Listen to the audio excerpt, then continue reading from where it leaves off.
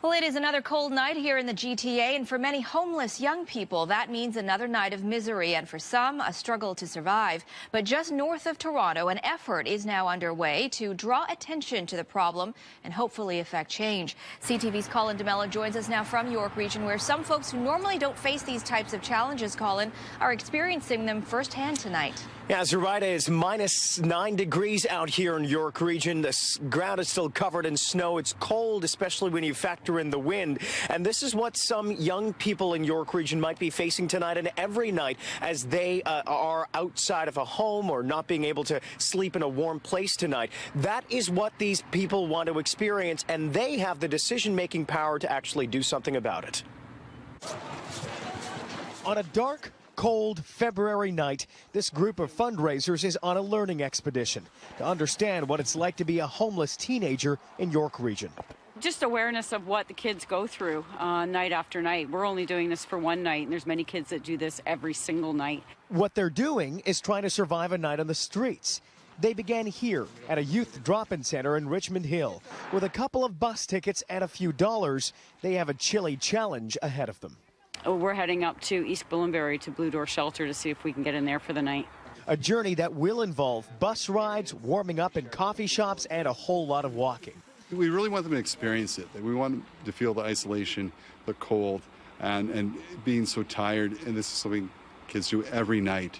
The program is run by a group called 360 Degrees Kids that operate resource centers in York Region. To make a difference in youth homelessness, they're reaching out to difference makers. We have MPs, 3 MPs. We have someone from the school board doing this. We have local counselors. We have business owners. It's going to be pretty chilly tonight. MP JOWHARI and his daughter are making their way to Markham, unsure of what lies ahead.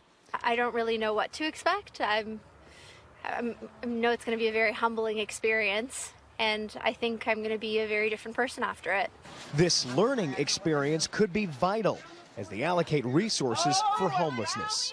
But I want to make sure that I experience, so when I'm standing in the parliament, when I'm being asked, I have some real experience that I can share with.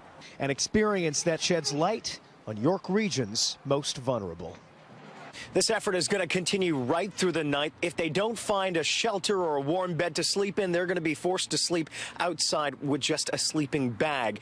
At 6 o'clock this morning, tomorrow morning, they're going to evaluate their experience, and hopefully it'll give them a little bit of insight into what these kids go through so that when they actually make those decisions, they'll know what they're talking about. Reporting live from Colin Zoraida, back to you. All right, thank you, Colin. Tom Brown joins us now. Tom, those folks are really going to feel what it's like to be out there on a cold winter night. Yeah, and it's one thing to do it one night. Now try spending multiple nights out there, and you're not dressed for it. I see a lot of those people have layered up, and that is the key. Unfortunately, the homeless don't have this same sort of opportunity. Now, we could not only see -9 for an overnight low, but we could actually pick up 2 to 5 centimeters. So, again, there's an obstacle they probably weren't prepared for.